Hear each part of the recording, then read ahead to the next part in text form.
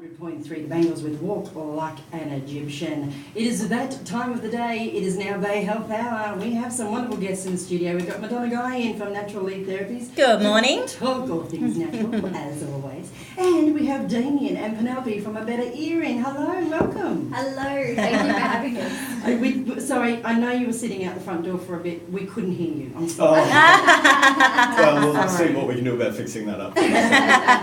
Look, it is National Hearing Awareness Week, and unfortunately it does finish tomorrow. So we have got your attention right now, and we're going to talk to you about what you can do to get your hearing checked. And I believe there's a bit of a link between dementia and hearing loss. Is that correct? Absolutely, right. Sandy. Yeah, that it's something that we've always thought was there, and now there's a big body of evidence now to support that link between hearing loss and dementia. So that's one of the good reasons to go and get your hearing checked, of course. Yeah, that's high on everyone's list of things to avoid is dementia. So it's a big thing everyone's frightened of these days, is dementia. Yep. Absolutely. So we don't want to scare people into getting their hearing checked. It should be something that we do every 2 years at least. From what age do you recommend people get their hearing checked? Yeah, so typically we say now it's over 50. Yes. We should get our hearing checked every 2 years, but anyone that's... So as a new 50-year-old, does that mean at 50 then 52, or do I wait till I'm 52? I'd go now. Just checking. It's always good to have that baseline and go, you know, I don't think I have a problem, but let's test it out. Yes. And then we'll go, okay, well now we can track you. We know where you've started, and then as you age, we can track you over the years and see if there's anything that pops up that needs attention. Yes. And do you know what the link is with hearing and dementia? Like, do they know what that is at this point? I understand when there's hearing loss, there is some death of cells in the brain.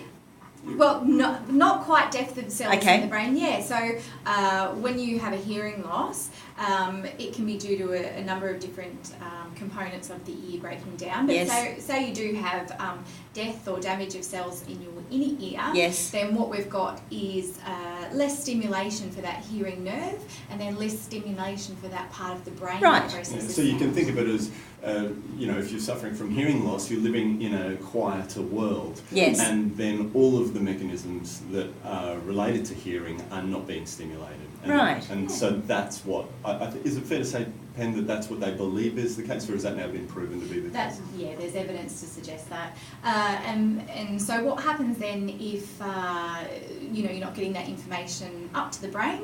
We're missing little parts of words and sounds. Yes. And so we're having to try harder to put the pieces together. We're listening closer to the conversation, or at the other end when it gets really bad, we're withdrawing from those conversations and social events and family events. So it obviously is connected with mental illness as we get older then as well, depression and anxiety and feeling like a nincompoop in social situations and things. Absolutely. Which is the last thing anyone wants. Yes. Yeah, absolutely.